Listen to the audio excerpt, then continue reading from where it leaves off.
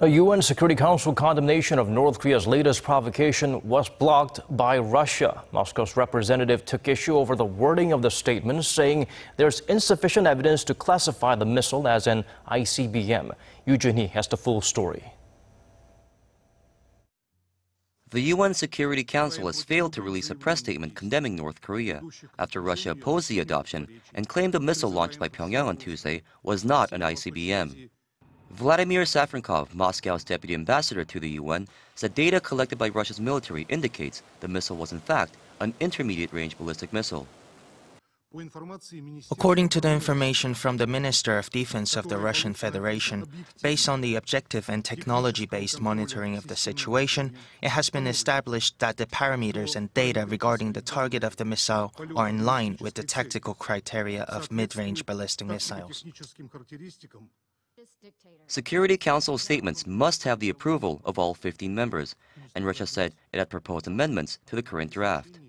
It isn't clear, however, if the U.S. is either in the process of or even willing to negotiate with Russia to reach a consensus on a Security Council statement. U.S. Ambassador Nikki Haley blasted Russia over its reluctance to admit that North Korea had launched an ICBM when the rest of the world has already recognized it as fact. She also said the U.S. will push to implement new UN sanctions on Pyongyang, with or without Moscow and Beijing's cooperation. Safronkov, however, was adamant in his opposition to any new sanctions or military actions against Pyongyang. It is utmost important for us, it is utterly clear for us that any attempts to justify a military solution are inadmissible. They lead to unpredictable consequences for the region. In the very same manner, attempts to economically strangle North Korea are equally unacceptable as millions of people are in great humanitarian need. Haley did not give details on what sanctions will be proposed, but outlined several options the U.S. has at its disposal, such as cutting off North Korea's hard currency sources and oil imports.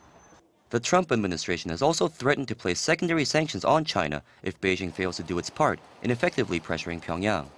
Joonhee, Arirang News.